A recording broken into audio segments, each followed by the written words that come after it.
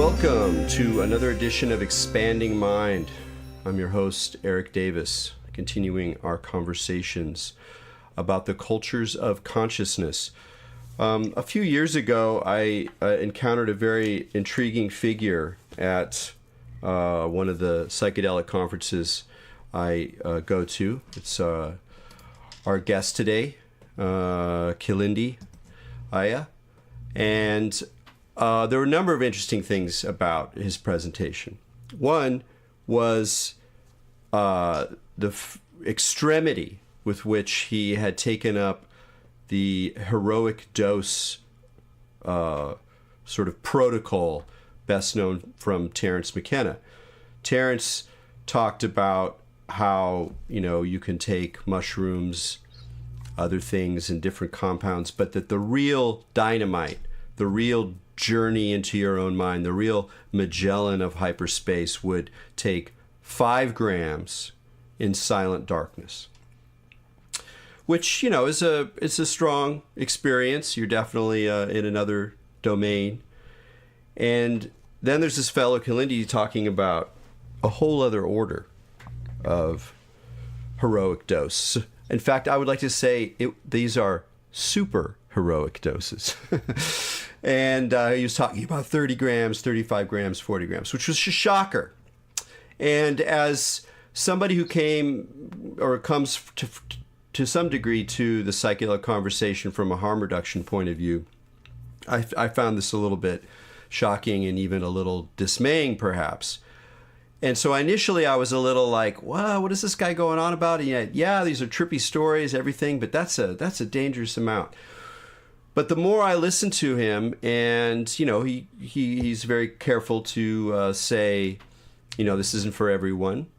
The more I recognized that he was carrying forward that, in his own way, that McKenna idea of a heroic dose. That is a dose you're not taking to heal your traumas. You're not taking to work out your personality issues. You're not taking even to commune with the beauties of nature, but that you're going to see how far you can go out of curiosity, out of conviction, out of a sort of and out of a need for courage to go into these intense climbs. And so I think that Kalindi's performing a really important role right now as the psychedelic conversation has such an emphasis on medicine, on practical real-world applications, on questions of scheduling, on proper protocols, on new companies coming in and synthesizing psilocybin and offering them for treatment of depression and PTSD and other things, that we sometimes forget about the more metaphysical, mystical, and frankly, just super weird dimensions of psychedelic experience, things that I think used to be a more central part of the conversation, and that we are going to lose a lot to lose a hold of. So that's one aspect of Kalindi's presentations that were remarkable. Another one is simply that he's a Black American man, and we don't see a lot of them in psychedelic conferences, either in the behind the podiums or in the audiences. There's exceptions for sure, but to me, this is not only an important thing to open up, to recognize that everybody has a way into the psychedelic story, but also intrigued me because of the perspectives. The perspectives would be different. That talking to Kalindi, I'm hoping, will illuminate some aspects of the contemporary psychedelic moment that are otherwise lost or even repressed or shuttered down in some of the typical ways that we see in a society whose racism invades even groovy sectors of the culture. People who very meaningfully want to do better, know more, broaden their outlooks, get outside a typical Western worldview. There's still some blocks. There's still some unspoken and unrecognized issues going on there. So for these and other reasons, I was really happy when Kalindi agreed to be on Expanding Minds. So with no further ado, welcome to the show. Well, thank you very much for having me. I'm honored anytime I get a chance to speak to the audience out there in audience land and get a chance to share some of the things that I get a chance to talk about from time to time when I go to different conferences or deal with podcasts or different talks that I have around the world. Well, first and foremost, let's clear a few things up. My name is Kilindi Iyi. It's pronounced Iyi. Sorry, sir. No problem. You do better than most. That's just to clear that away. And also the second part, as far as Black American, I'm an African, unapologetically African, and I hold that banner proudly. So without further ado, since we've cleared those two things up, I guess we can get started.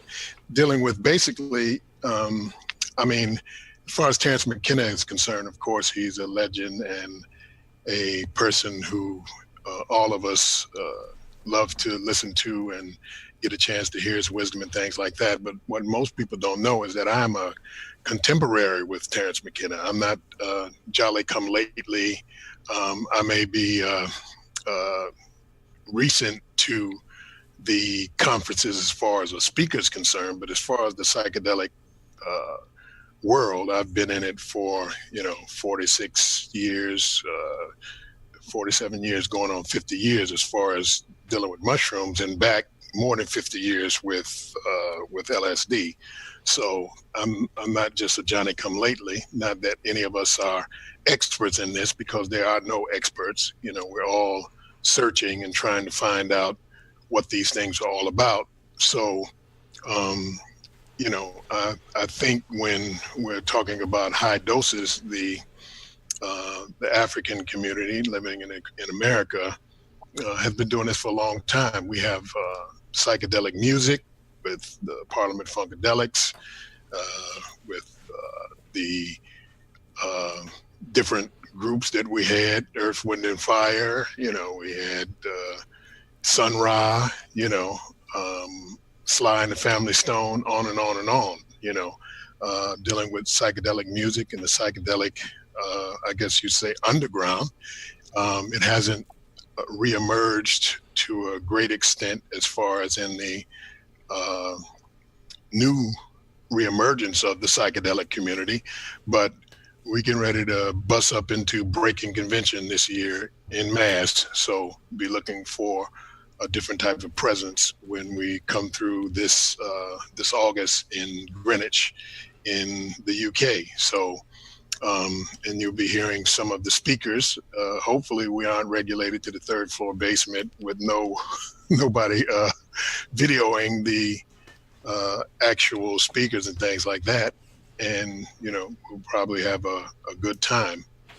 Well, I certainly look forward to it if I can make it to the event. Still not sure given my schedule, but it sounds great. Well, you brought up a lot of different things there, and I'm kind of pulled in different directions. But I think I would want to go and talk a little bit about your history, because part of what interests me is hearing that long story. And one of the things that comes through when you speak and you talk about high dose experience, and you talk about really far out zones, is there's a kind of steadiness, and so even, dare I say, sobriety to the way that you talk about these things that takes it far out of the realm of the kind of, whoa, this is so weird, and the kind of exuberance of the new convert. Instead, you sound like a seasoned veteran, and I use that word intentionally in terms of the at least as far as my impression is, that part of your approach to particularly high dose experiences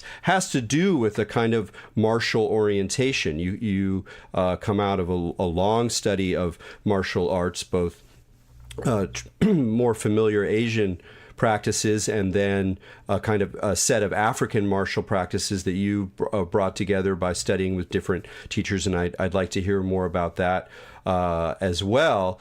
And that this all has to do with kind of your personal personal history. So in a way, I kind of almost rather start with the martial arts a little bit, and to talk about how that started to become, when that started to become a really significant part of your life, and how you started to research particularly African fighting schools, which are not as well known, and kind of putting together your own mix of these fighting styles, which, and then maybe talk about how that relates to some of your early psychedelic work. But I'd just like to hear something about your unique martial arts experience.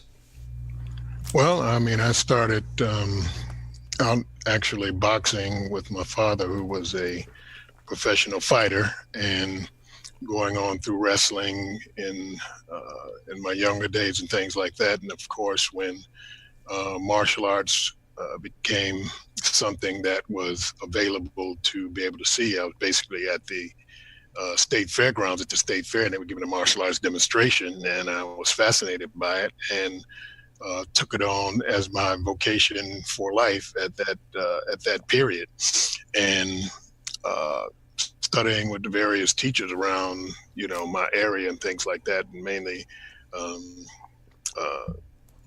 older brother who stayed across the street from me, who was teaching me martial arts, and then trying to study here and there, because my father, who was a boxer, didn't have much confidence in martial arts. He said, you hit a man with your fist, you don't kick him with your foot.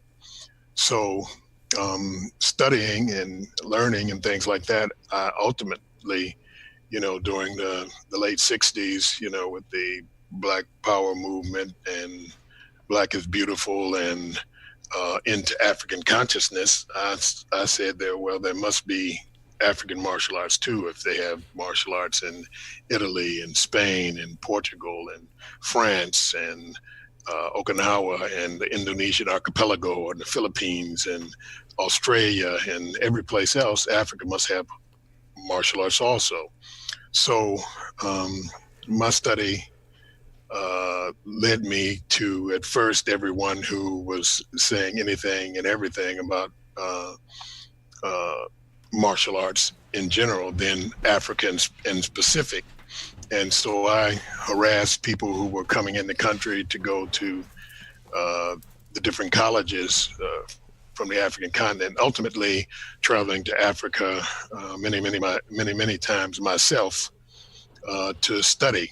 But one thing that I found out is that Africa was already heavily into hallucinogenics. And I think even the literature up until very recently, the last 20 years, said that Africa was sparse in hallucinogenic compounds. Well, they said Africa was sparse in hallucinogenic compounds because no one ever went to Africa to ask the Africans or see if there was anything there. They basically dealt with, South America and things like this rather than Africa, because Africa was a bit scary. The climate was volatile at the time, dealing with colonization and throwing off the shackles of imperialism and things like that. Africa was kind of dangerous to go to. And then it was kind of scary in general going into those areas. So nobody really went to seek these things, and I went to seek because they had, at the time, what they would call spiritual medicines, and that was just the English translation. They would, of course, have different names in the different languages, but they were deemed in English spiritual medicines. And when I would get the medicines, cuts with different powders and things that would go inside of the cuts, things that you would drink, things were salves that you put into the skin, inhalants and things like that, that would give you different levels of the psychedelic, hallucinogenic, entheogenic experience. What I would do later on, reading any and everything, of course, dealing with spiritualism, ancient culture, and things like that. I came across Carlos Castaneda and the Yaqui way of knowledge, and So what I did was, in encountering these books, I looked at the little smoke and mushroom and datura and these type of things to see if I could find some. A friend of mine who lived actually on the next street, he was maybe a couple of years older than I was.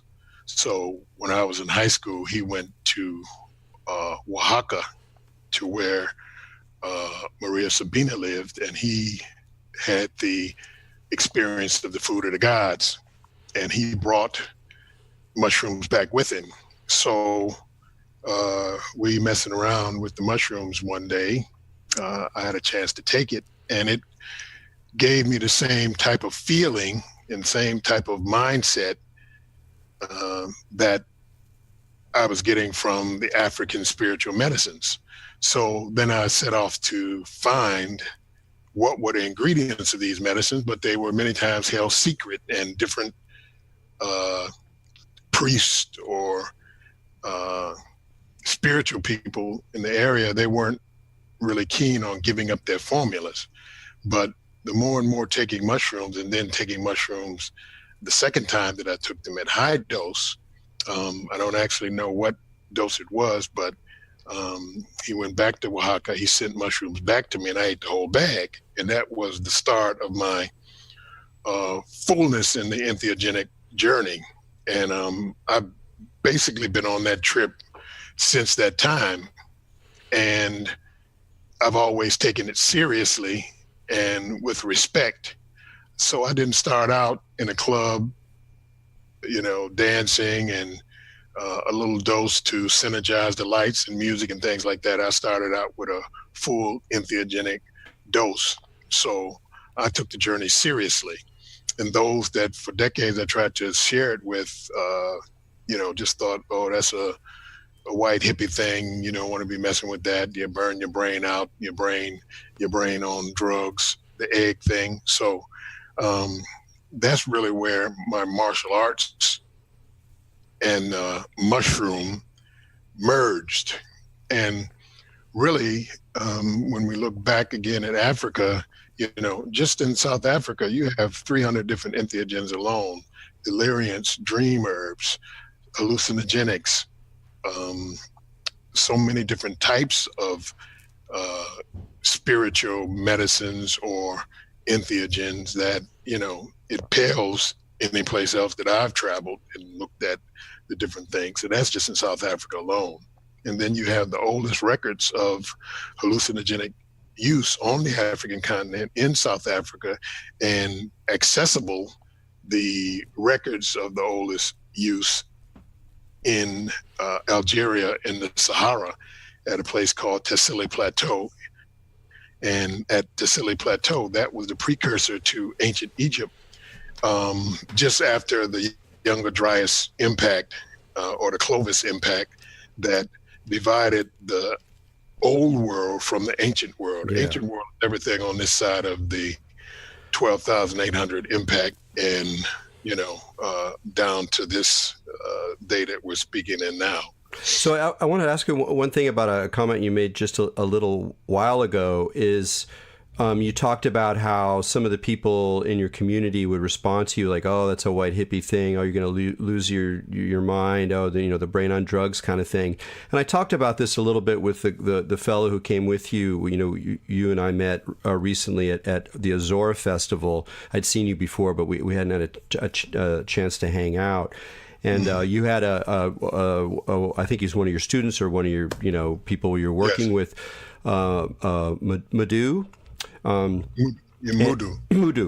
Mudu, and I was asking him the same thing, and he was talking about that there, and I was asking because I was curious that there is an element in African American modern culture, from the 60s, that is very resistant to psychedelics. I remember I was talking to my friend Greg Tate, who's a great culture critic, New Yorker, plays jazz. It's brilliant guy, and he's been everywhere into cyberpunk, science fiction, all the things that would indicate to me this is a head, this is somebody who's into that. And yet he was very kind of resistant, and he talked about it too. He's like, look, that's just, it's like there's a different dynamic, and I guess that's what I'm asking about. There's a different dynamic of resistance inside the African American community to psychedelics to some degree, and you were kind of alluding to that. And I'd just really love to hear you talk about what that is, and then how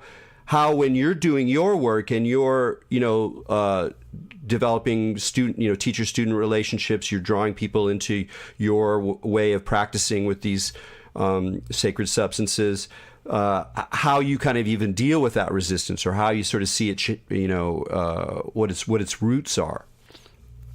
Well, its roots are basically that we were,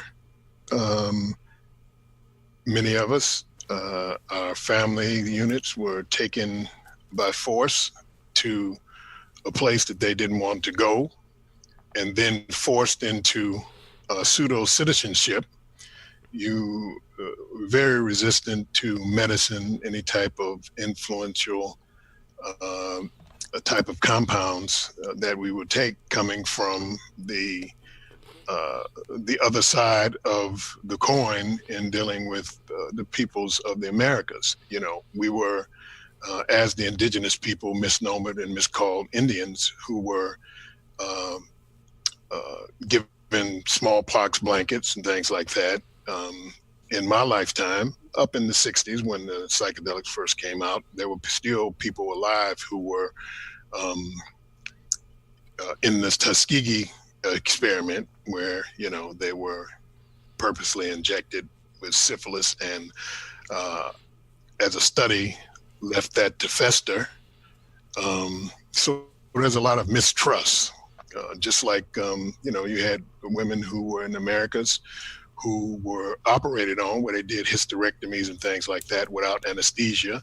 So even though white people don't know about these things or think about these things, it's in the psyche of Africans living in America. And I think it's part of the epigenetic movement through not only through historical areas, but the epigenetics of just dealing with that type of stress that makes people not really trustful in dealing with the type of things that go on. And then, of course, the way things were portrayed in the 1960s with the hippie movement, it's just not a big trust there. But as I work over time, people have seen that, I've been talking about this for decades. People are coming into the movement. I haven't went crazy yet. The people who are coming into the movement are stable family people, some who are sharing it with their families. We see in this community where people who, even though the thing with dealing with it as a clinical medicine or a psychiatric addendum, there are people who are just growing mushrooms themselves, giving it to the people who are in different type of stresses in our environment. There's one person that I know who was a crackhead. He was the guy who, when Thanksgiving came around, you said, Mike, he can come over, but somebody got to watch him because he's going to steal grandma's jewelry or take some out of a purse or take some from somebody. Don't let him go here. Don't let him go there. I've seen this person change from the crackhead of the neighborhood who goes out in the morning driving his car, comes back, he done sold a car. In actually one dose, change his whole life around to become the pillar of his family now, the one that people come to for advice, the one that people come to be able to get things done, just in 7 grams of psilocybin mushrooms. And this goes on and on and on. And it's becoming exponential, where people are, you got some of those mushrooms, my daughter's been depressed, because a boyfriend left her and the other things and problems she has, she's depressed, she needs it. So they, microdosing and all the things, but it's just not advertised, and it's just not in the official lexicon of, being administered by MAPS or the Hefner Institute or something like that. Folks are just doing it, minding their own business, utilizing their own compounds that they grow in the comfort of their home, or in their bedroom, or their cabinet, or in the basement, and administering it to folks who people feel the need it. Because the one thing about psilocybin, as opposed to all of the other things, it has that very high LD50. You ain't gonna kill yourself with it, and if you're crazy when you take it that night, it ain't gonna make you no more crazier by the morning. So it can't hurt, it can only help, and you can't kill yourself with it. It's non-addicting. So that's the way that people are starting to look at it. Like, okay, you can take as much as you want of this stuff, but it ain't gonna kill you, but it will be psychologically challenging if you take a certain dosage over a certain amount. So when you're working with people, let's say who are starting out, who are intrigued, and maybe it's the first time they're going to take a strong dose, whatever specific one that is, how do you counsel them? Like, and I guess I'm asking more even deeper. Like, I feel like there's still something more to be said about how martial arts, how the attitude of a principled warrior who can work with dangerous situations, but also has to maintain a certain decorum, a certain sense of value, a certain sense of confidence. It feels like there's something in that is also going on in the way in which you approach these high dose experiences. So I'm really curious how you work with people who are, consciously interested in, ramping up the dose and going farther and farther out of the familiar world. And what are the kinds of things that you talk to people about in terms of navigating, in terms of attitude, in terms of courage? Well, first and foremost, people who are starting out, I think was your first question, who are just getting into this. We have a protocol that we suggest. We are not clinicians. I'm not a clinician. I'm not giving anybody any advice to do anything other than move forward in your life according to how you see it. And if you choose to take this compound or these compounds, we start out with 5 dry grams. That's everybody from 8 to 80. 5 dry grams with a sitter. Now, a sitter is not a guide. A sitter is not a person who's going to take some also with you. That person is just going to be there to, if you get confused or want to go out and tell the world that you're God or something like that, they'll tell you, no, you've taken mushroom, just go back and sit down. Or somebody, if you need some music, to turn the music on, or somebody to talk to. So they're not a God, they're not a guru, they're not a shaman, any of that stuff. From 5 grams, they go up in 2 gram increments, 5 grams, 7 grams, and 9 grams. After 9 grams, if you feel confident in yourself, because that's really what taking the 5 grams in the beginning is for, is to gain confidence in yourself that you're not going to do anything silly or crazy. And 7 grams to bolster that up, and then the 9 grams to give you a, just give you a send off. After the 9 grams, you can go by yourself without the sitter if you feel confident. You can keep the sitter for the rest of your life in taking these compounds if you like, but to really get into work, you have to do the work alone. It's not and that doesn't mean you can't have group trips or trips where you have your partner and y'all go one to the other into the multiverse and things like that. Now, moving from beginner's doses into higher doses, which I don't really consider them. I consider them heroic. Any dose of psilocybin that you take, it takes courage. So I've never belittled anybody by saying, "Oh, you're only taking 5 grams," because that's a courageous act, because you're going into the true unknown, as opposed to, I'm going to the Amazon, or I'm going to, Haiti and deal with something, voodoo or something like that. The high dose, like I said, isn't for everyone. At one point I did think it was for everyone, but there's so many people that don't have the sensibility that they can really deal with looking the mystery in the face in its entirety. So for those people who have the wherewithal and the courage and the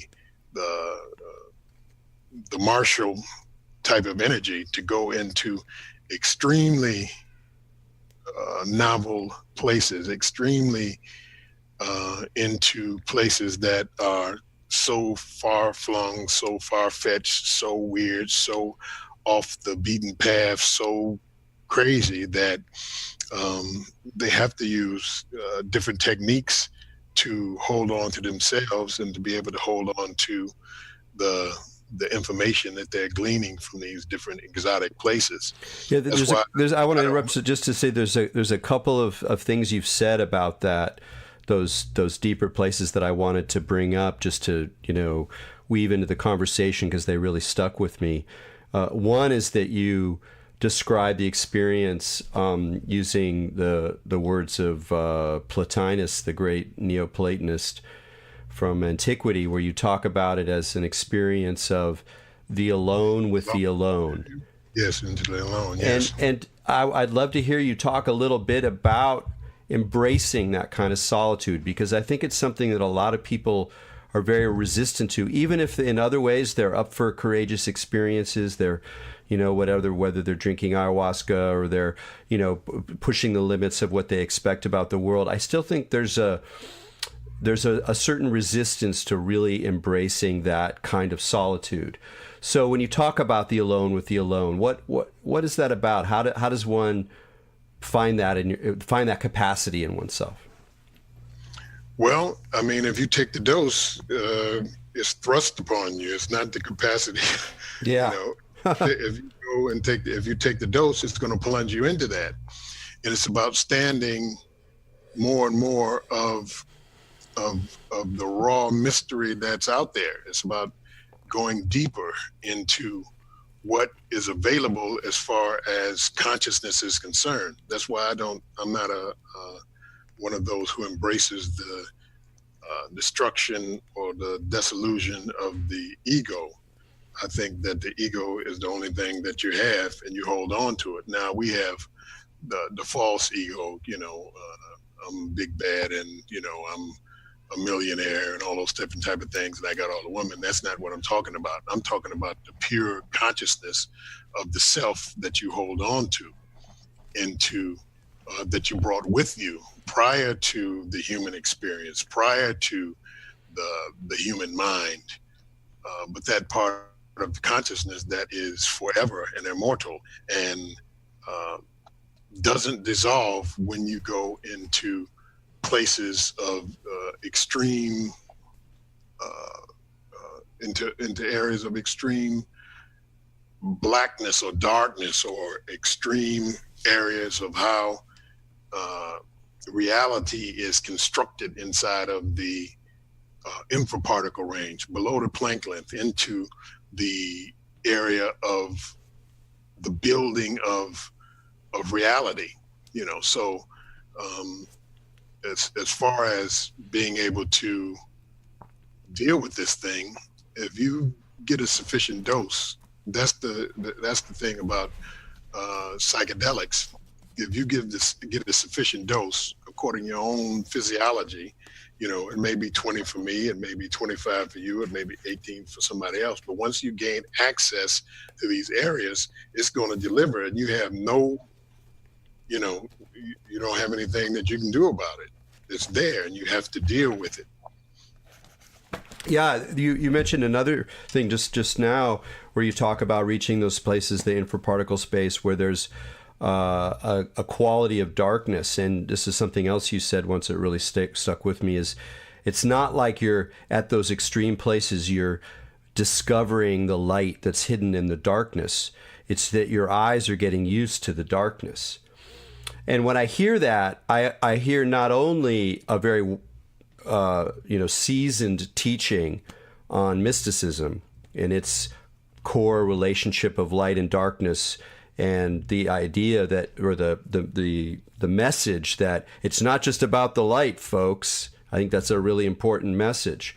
But it also reminds me of like some of Sun Ra's poetry, where he's talking about, Afro-Black. He's talking about space and the cosmic as darkness, as blackness, but not in the way that in the West we polarize, light good, but darkness bad.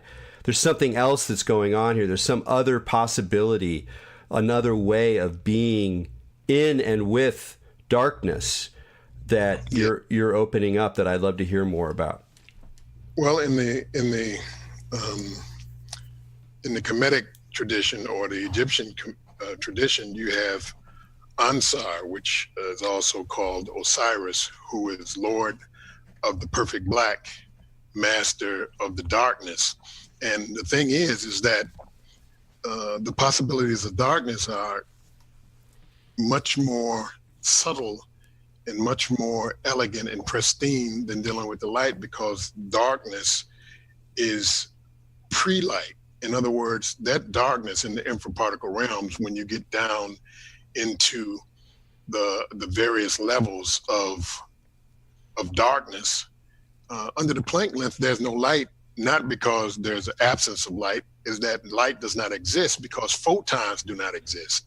I think when Krishna in the Bhagavad Gita is speaking to Arjuna, and Arjuna says, well, I'm getting ready to kill my grandfather and my cousins and my teacher who taught me martial arts, Drona, and all these things. And he said that, you must be kidding. What you are, no fire can burn you. No wind can make you dry. No water can drown you. Because what he's talking about a darkness that's vastly past the darkness that is juxtaposed of light. He's saying that no fire can burn you because there's no molecules at those spaces that you're existing. There's no molecules to bump together to create friction to be able to make heat. There's no water molecules. There's no light molecules. There's no light photons. So if these things do not exist at the very minute magnitudes of smallness that we're talking about, then these things don't exist. They're not there. And Osiris or Ansar or Wasir, who is the Lord of the underworld, that's what they're talking about. They're not talking about the underworld like, under the ground. They're talking about the underworld, a plenum of being, knowledge, and information that is orders of magnitude below where these things are that exist, as far as the atomic structure, as far as the collapse of the wave function from the wave into the particle, which creates the density in the macroverse. So what we're talking about is a darkness that's not the regular darkness that we're talking about. We're talking about the triple thick darkness, where light and molecules and atoms and quarks and gluons and muons and all the stuff that they're going to pull out of the Large Hadron Collider, these things do not exist down there.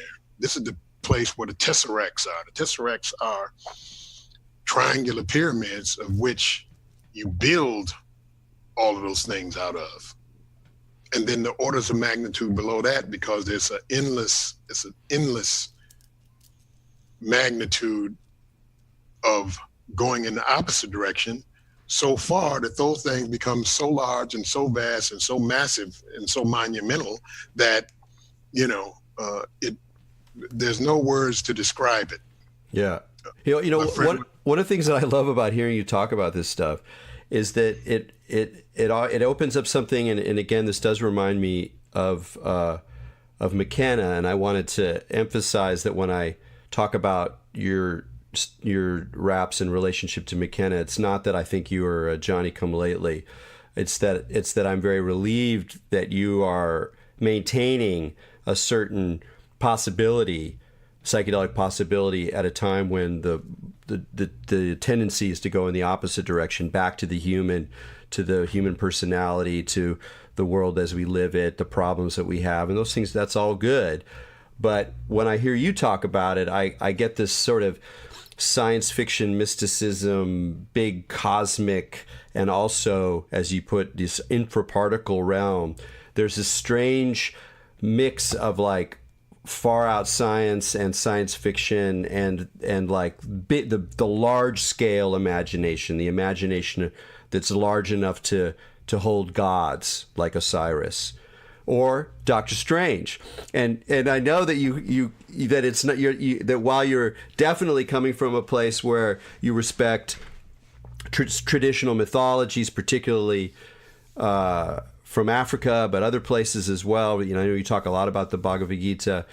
You're also a kind of a science fiction guy, or at least a comic book guy, and you've said some wonderful things about Doctor Strange, and talking about how Doctor Strange, as we know him in the 70s, is very much coming out of a kind of entheogenic perspective, and that's an important part about what's happening right now with our Hollywood superheroes and all this kind of stuff that's happening. There's something about that realm too that feeds into this large cosmovision that you're describing. Well, I'm a Marvel fan, and shout out to Stan Lee in his transition to the next realm. Absolutely. Even though he wasn't the genius of Marvel, he was the genius of marketing. Actually, it was, the king of comics. The thing about it is that we've progressed technologically to a place where the next level of the human, and then the level outside of the human, is right in front of our face. It's possible with artificial intelligence, the merging of consciousness with the computer cyborgs, things like this. It's right here in front of us. We're in that time, and it's only been a minute since chipping Flint to quantum computers and artificial intelligence and things like this. And so going to the next step out of the human is what I'm most interested in. Because being human, you can't do anything. I want to go to New York, I get on a plane, I got to worry about these folks crashing the plane, I got to worry about all these different things at time. If I want to go to New York, I just want to be in New York. If I want to go to California, I just want to be in California. But once I've breached the human to where that I could do those things would only last a minute. I wouldn't have to be or go anywhere, because I'd be in all places all the time and be able to experience all possibilities all the time at any time. So this is the type of thing that I'm talking about. I'm talking about moving out of the human being into the next phase of what we're going to be, the singularity. So these exotic beings that were captured in comic books, Doctor Strange, the Eternals, Galactus, the Silver Surfer, on and on and on, were gleaned from information that Jack Kirby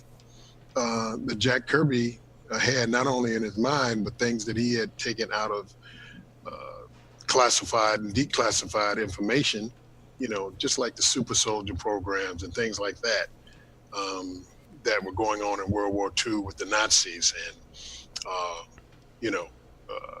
rocketry with Warner von Braun and these type of things moved very quickly into where we are now.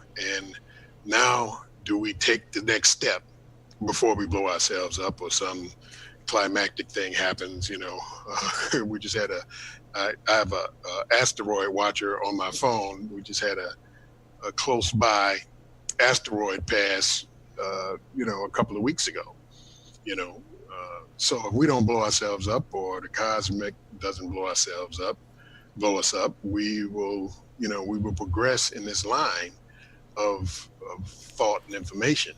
But the thing about it is that the multiverse is so vast, and we're so ingrained in the fabric of reality, is that even if we were blown up, we'd still be here, and we still carry on from a different consciousness vantage point.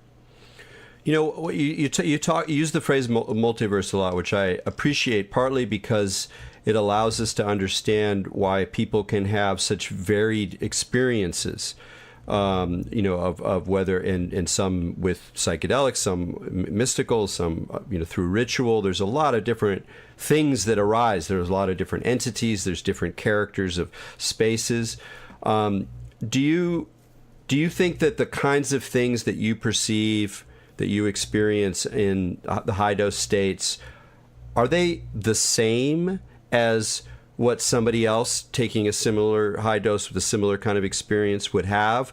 Or at a certain point in terms of the multiverse, do we all sort of get our own versions? Or is there some ultimately pluralistic reality that we're just tuning into certain dimensions of? Does that make sense? Well, I mean, there are places that cross over that people can experience that would be the same or similar places, like going to California. You go to California, I go to California. We're both in California, but you're in Northern California in Frisco, and I'm in Southern California in San Diego. Still California. Now, does that mean that we can both meet up in San Francisco? Yes. But the thing is that ultimately at the high doses, when you go out, it's that journey of the alone into the alone, because when it comes down to it, it's only you out there. And you think that by doing that kind of work, it helps get us not even just ready, but it actually helps make us be, or draw us into being the transhuman minds or spirits that are going to be able to handle the transformation that's already, upon us in terms of technology and artificial intelligence and things like that? Well, I think it's one of the ways to move forward from an organic space, and that organic is just another way to say a different form, a different way of approaching it, because in reality, it's all artificial, it's all computer generated, it's all algorithms, it's all a generated reality, and even the things that we say are natural, it's all of that stuff is computer generated. We got about 10 minutes here left, and one thing I wanted to ask you about, it's just a slight change of pace, is that you're in Detroit and you have a psychedelic conference that's met there a couple of years now. I haven't been able to go. I've wanted to, but things come up. Can you tell me a little bit about how that started and how it's kind of how it works in the community, how people are reacting to it? Well, the Detroit Psychedelic Conference, this was our third conference this year, 2018, and the attendance was really up, and we're looking forward to more participation in 2020 when it comes up. It was in lieu of what we talked about earlier, that the Africans living in America, we needed our own conference as opposed to begging to be in other folks' conferences, because when you look at the lineup of, the different conferences that are out here, the major ones, you see basically old white men, middle-aged white men, young white men, and a splattering of a few women, and maybe sometime myself. So I can see them in the midst of picking the lineup saying, okay, who do we got? We want to come. Well, we'll bring in this person, that person, this person's the keynote. We'll have a couple of the women, and then, we need a black person. So, we'll bring in Kalindi. So that's basically what the conference came out of, that we needed our own conference. And that's what we did. We put it together. So, because even when folks are put in, you get still marginalized. I spoke in Australia, and they put you on at 8:00 in the morning on Sunday after the all-night doof party, which is still going on at 8:00 in the morning. The doof, doof, doof, doof, doof, doof, doof. And you're trying to talk in the midst of that, rather than in the evening where you can present your PowerPoint program, you can talk about what you're doing and things like that. They just say, well, we'll put him in the morning because that's an empty slot.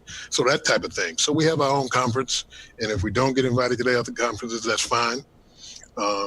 If we do, that's fine too, but it has to be stepped up to where it's a presence in the conference, that it's something that people want to hear, and then you can get dealing with how things are treated. I was at Breaking Convention, and as far as the Vimeo, my Vimeo recording was listened to on Vimeo by more people than anybody that had ever been on Vimeo for Breaking Convention.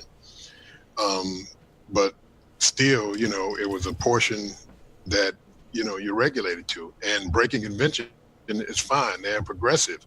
I like Breaking Convention. I've spoken at each and every one of the Breaking Conventions that has been held. So they're pioneering in this, but still, there's still some steps that you have to go, because basically it's a academic PhD psychiatrist, psychologist, good old boys network that runs the show. So we have our own conference. Yeah, that's great. I mean, I know one thing you've talked about before is how what we need going ahead is that we need more Doctor Strangers, more sorcerers, Yes. more things that are outside of what is really an increasingly narrow and professionalized zone of who can speak, what their credentials are, et cetera, et cetera. I mean, I started going to psychedelic conferences almost 20 years ago. Yeah, actually 20 years ago. And they were different back then. There were doctors, there were researchers, but a lot of the people were there were freelancers and wizards and wild people. So it's nice to I think it's great that you step forward and did something in Detroit. And I'm curious how the community, the broader community, I mean, there's going to be some people who are like, this is great, this is just what I've been looking for, and they're going, they're enthusiastic, they're giving talks. But then there's it's taking place in a broader context. How do other people see it? Is it still seen as kind of crazy stuff? Is there starting to be a general shift, as you're seeing in other sectors of American society, where people are going, hey, maybe there is something to this psychedelic stuff? Is that happening in Detroit?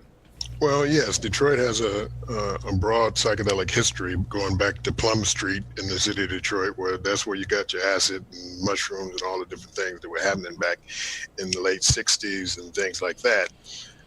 So it's opening up. I mean, Michigan became one of the progressives. They voted in the recreational cannabis, which they call marijuana as cannabis. But they voted it in. Now, regardless of what they do and how they put it together and all that kind of stuff, the people spoke that this is something that they wanted. Because we've come to the generation of people who smoke cannabis, not the people who were the generation prior, or even the generation prior to that. We're getting to the point where the psychedelic people are getting, are in voting age and are in Congress and House of Representatives and senators and governors and things like that. Of course we had, the folks who didn't inhale and all that kind of stuff, but it's coming to that generation of the folks who did inhale, and that's going to move into psychedelics very quickly. Psilocybin, MDMA, and others will be moving into the mainstream very, very quickly. Well, you mentioned earlier about the popularity of your video. I watched that video too, like so many people, and I do know that you've got a lot of fans out there. People at Ozora, they want you back. Breaking Convention, da da da. What do you think it is that attracts people? Like, is it what are you providing that they're not hearing from other places? What do you think that? I mean, you have a personal kind of energy about you, which people like. But in terms of your message or what you're talking about, what do you think it is that you're bringing? I think it's the sensibility of the explorer, as opposed to I'm sick and I need some help, and maybe this medicine will help me get over my earthly human problems, into out there, to go where no one has gone before, to see things that no one has seen, to be able to experience that which no one else that ever existed experienced. And that's really what it is. It's the in this place and time, we have very little to be able to be a Magellan or be someone who Abubakar II, who took 700 ships and moved out into the ocean and crossed the Atlantic into Central America.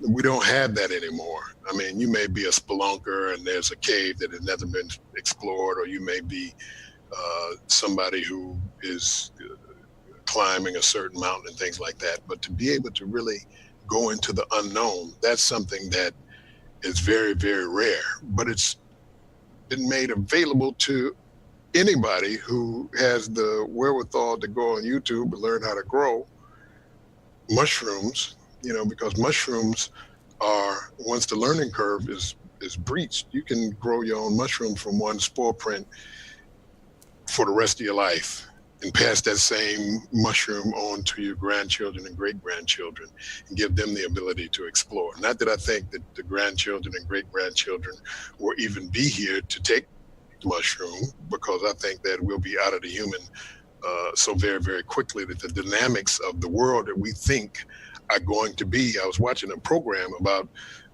what will happen in 2050. In 2050, they were looking at the same thing that they're talking about now, except we'll have faster trains and a faster car. Maybe the car will fly, and we'll have food that is without bacteria and those type of things. But that's not what 2050 is. If we listen to Ray Kurzweil, who's been right up to this point, within 10 years, we will have a sentient AI, and that AI will change everything.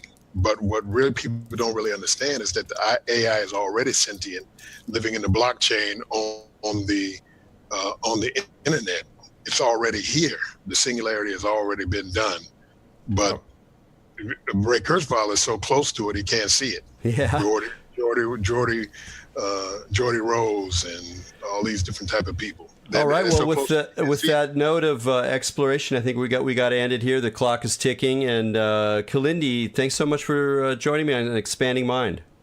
Thank you for inviting me. Greetings to your audience, and maybe we can do it again sometime. Absolutely. We definitely will. All right, folks. Till next week. Keep your minds open.